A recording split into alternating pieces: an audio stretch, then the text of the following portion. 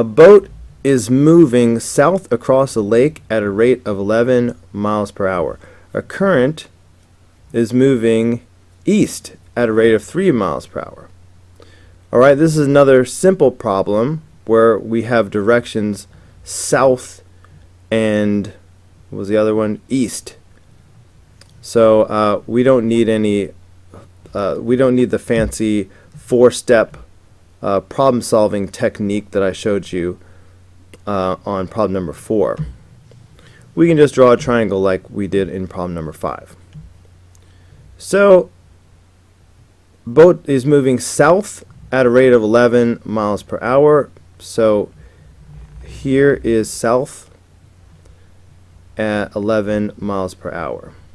The current is moving east at a rate of 3 miles per hour. So here's a vector that represents a 3-mile-an-hour current to the east.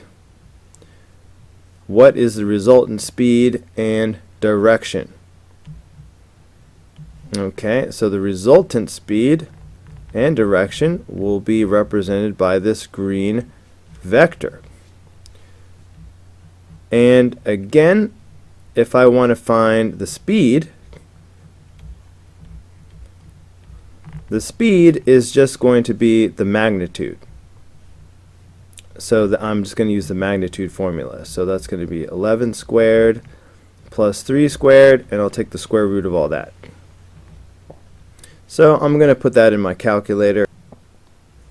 That turned out to be the square root of 130, which is approximately 11.40 miles per hour. So that's the speed. Now let's talk about the direction. The direction, in our diagram, when we talk about the direction, it helps if we have an x and y axis, like this. It will be easy to find this reference angle right here, which I'm going to call angle R. All we have to do is form a triangle like this around the reference angle. Now if I look at the triangle, the horizontal part of the triangle is 3, which I can get from this vector right here. The vertical length of the triangle is 11. So I don't need to worry about whether these are positive or negative, because I just want the positive value of R anyway. So I'll just stick with positive 3 and positive 11. So I can find the value of R using tangent. The tangent of angle R will be 11 over 3.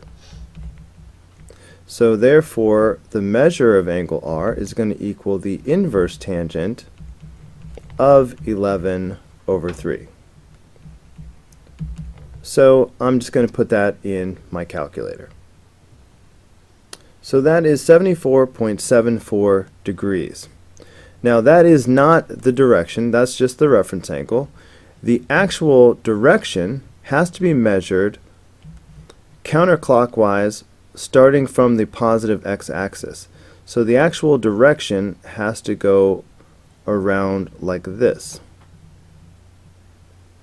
Okay, we call it theta. So what will be the measure of the direction angle theta? Well, I went past 180, past 270, and I was on my way to 360 degrees. But I had to stop short by the value of R. So theta will be 360 degrees minus the 74.74 degrees.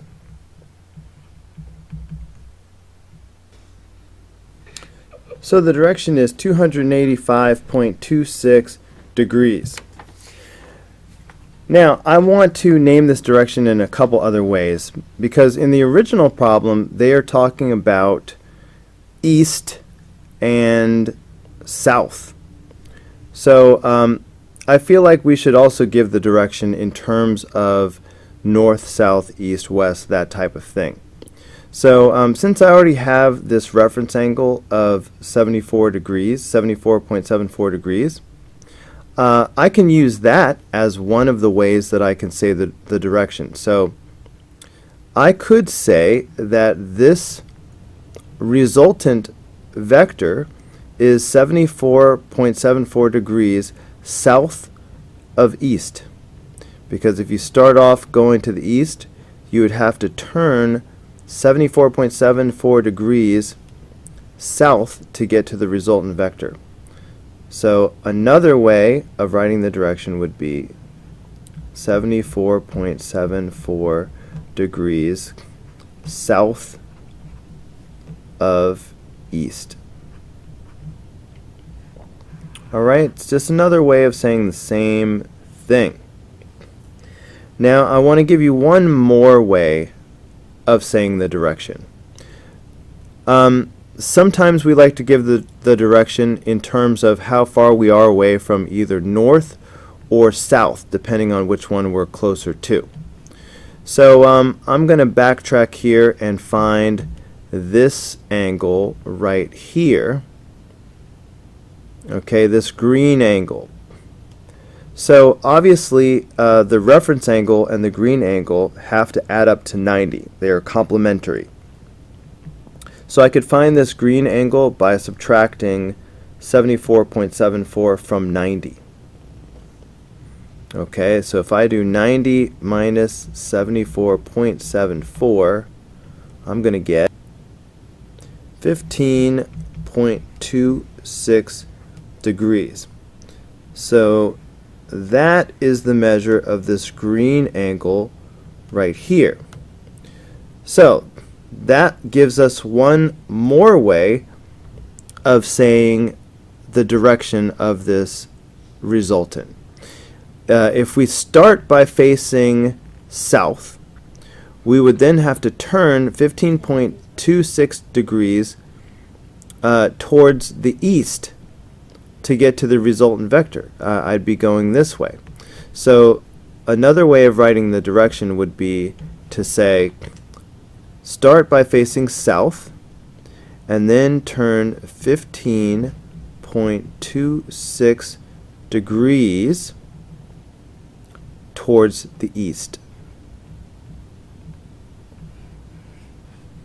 Okay, so south, 15.26 degrees east. Start facing south, turn 15.26 degrees towards the east, and you're there. So there are three different ways of writing the direction. Alright, problem number 7 is going to be more involved because we have these directions that are not simply north, south, east, west. So this time we are going to use this four-step method for finding the resultant vector. So step 1 is going to be to determine the magnitude and direction for each vector. And we're definitely going to organize our work into a chart form like this. A 239 Newton force is acting on an object at an angle of east 27 degrees north. Another 200 Newton force is acting on the same object at an angle of west 40 degrees south. What is the magnitude of the resultant force on the object? Okay, now they're just asking for the magnitude, but I feel like they should be asking for the magnitude and direction, so I'm going to modify that. We will use this chart to organize our work. So here we go. A 239 Newton force is acting on an object at an angle of east 27 degrees north. So let's start with that force. Alright, let's look at our four-step process. Step 1 is to determine the magnitude and direction for each vector. So let's do that. The magnitude is just 239 newtons. So we can just write that down immediately. So the magnitude is 239 newtons. Now, the direction is a little bit more complicated. For the direction, we are going to have to create a diagram. Alright, so let's draw ourselves a diagram. And of course, this is north, south, east, and west. So, they gave us the direction in this form: east 27 degrees north. This means start by looking east and then turn 27 degrees north. So if we start by looking east, we would be looking right here. Now if we begin to turn towards the north by, what was it, 27 degrees, so this will be 27 degrees right here. We're turning 27 degrees towards the north. That's what that notation means. Now often we have to subtract from 180 or add to 180 or subtract from 360 in order to find the actual direction, because we always want to measure the direction from east. But this particular problem, it happens to be measured from east for us in the first place. I keep putting T's on the end of everything. So 27 degrees is the angle that we want. So we can go ahead and just write that down as the direction. So 27 degrees. So now let's do the same thing for force 2. The magnitude, what do they say? Another 200 Newton force. So 200 newtons is the magnitude. Okay, now we need that direction. Alright, it's acting on the same object at an angle of west 40 degrees south. So let's draw a diagram of that.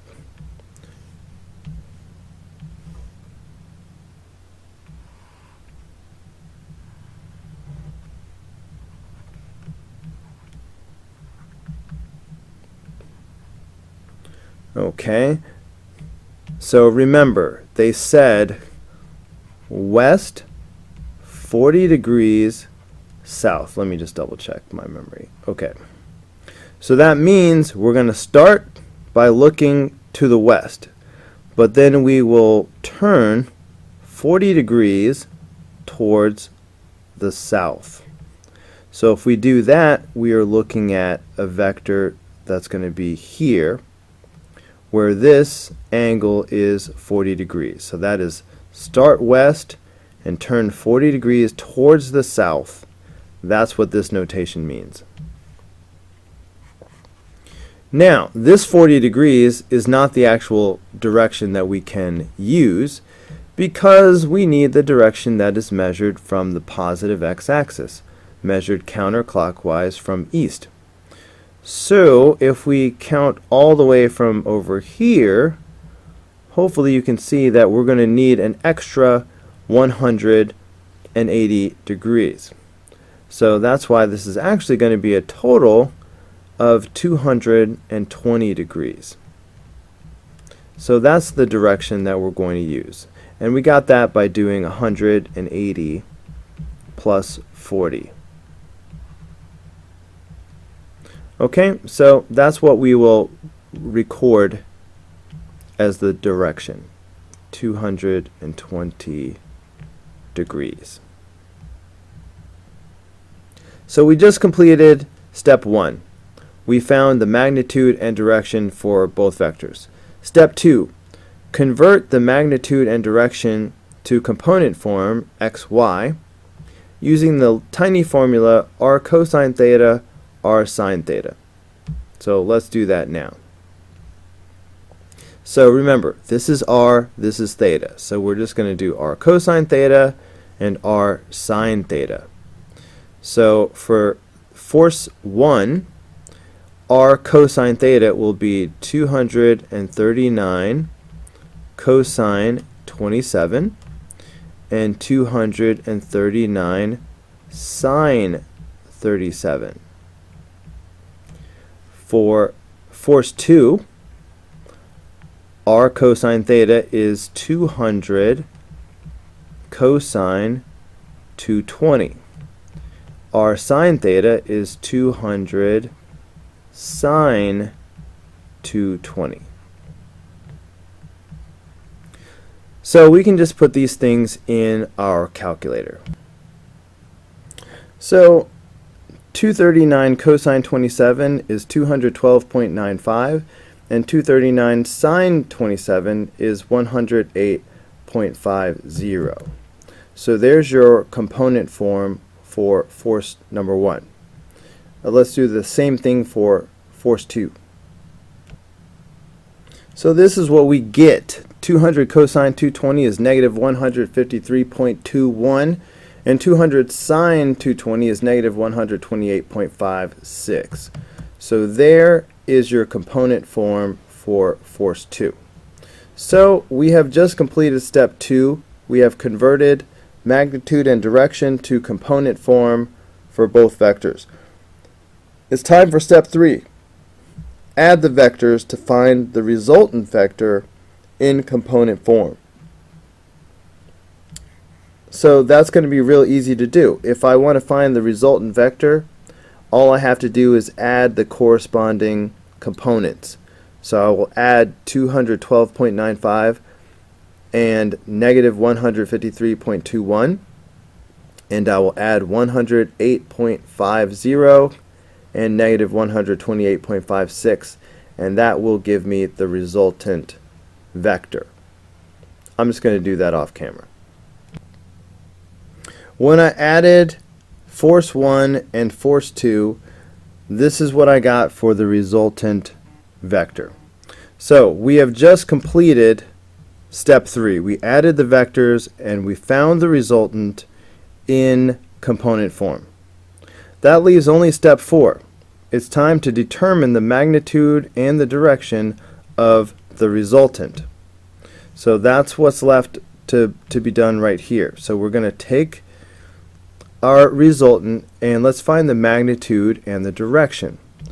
Let's start with the magnitude.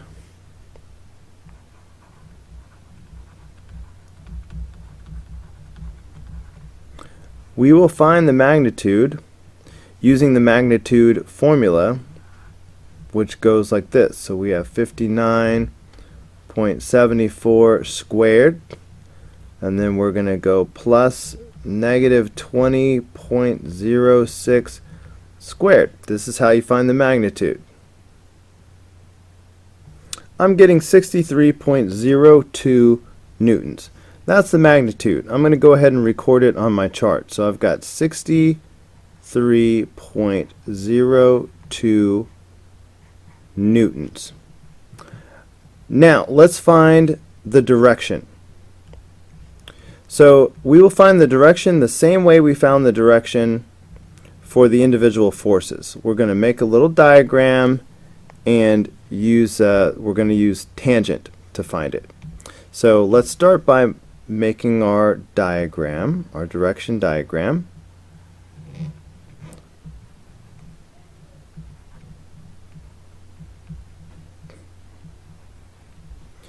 Okay, looking at the coordinates of our resultant vector, you can see that it's going to the right and then it's going down because this is negative. That's going to put us in the 4th quadrant. So I'm going to just go ahead and draw this vector into the 4th quadrant, and then I'm going to make a triangle out of it using the reference angle.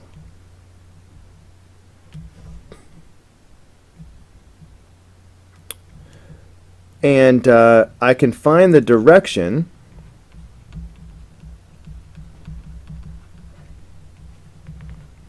by doing tangent. So I know that the tangent of this reference angle is going to equal, well, you know what, let me label these sides.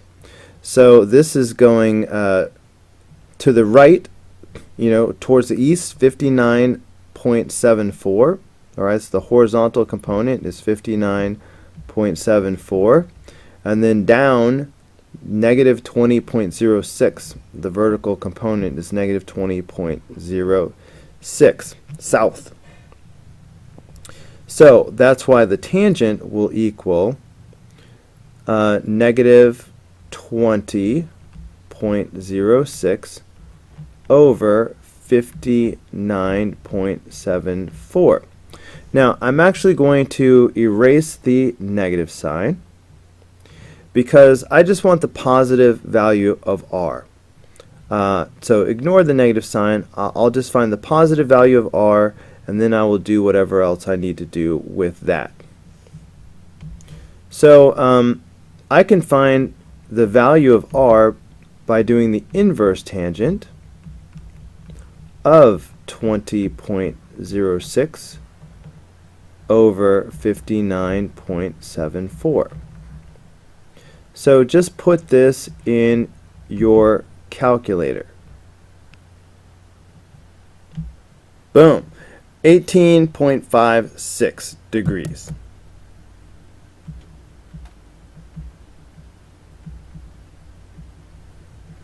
Okay, now that is not the direction. For the purposes of a chart like this, when we are finding the magnitude and direction r comma theta, the direction is always going to be measured from east, counterclockwise from the positive x-axis like this. And we call this theta. So theta is going to be 360 minus 18.56. We were on our way to a full 360, but we had to stop short by a value of r. So that's why we are subtracting 18.56. So that's 341.44 degrees. So 341.44 degrees. Now often we need to describe this direction in another way. And this is one of those times, because look at the way they gave us directions. They didn't just give us a single angle measured from the positive x-axis. They gave us expressions like east 27 degrees north and west 40 degrees south. So we need to include a direction that's like that. We need to use that form in our answer. Okay, so fine, this is a good place to start, but here is a better answer. So I'm going to just recopy my 63.02 newtons, but I'm going to write the direction in this other form now. So let's see. To avoid doing unnecessary extra calculations, let's use the r that we already have. We already know that r is 18.56 degrees.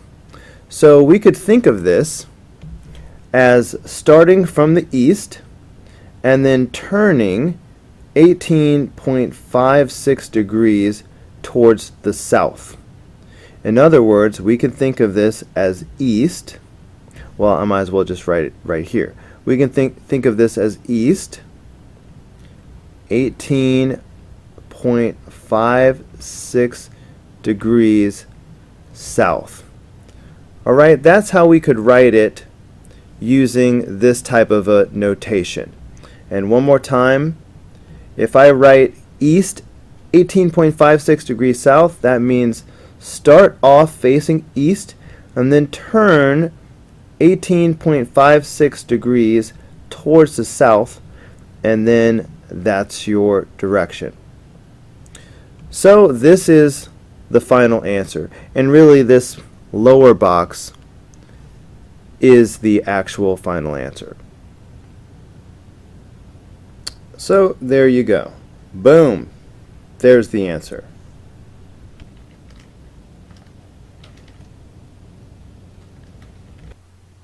Hey guys, that's going to do it for this video.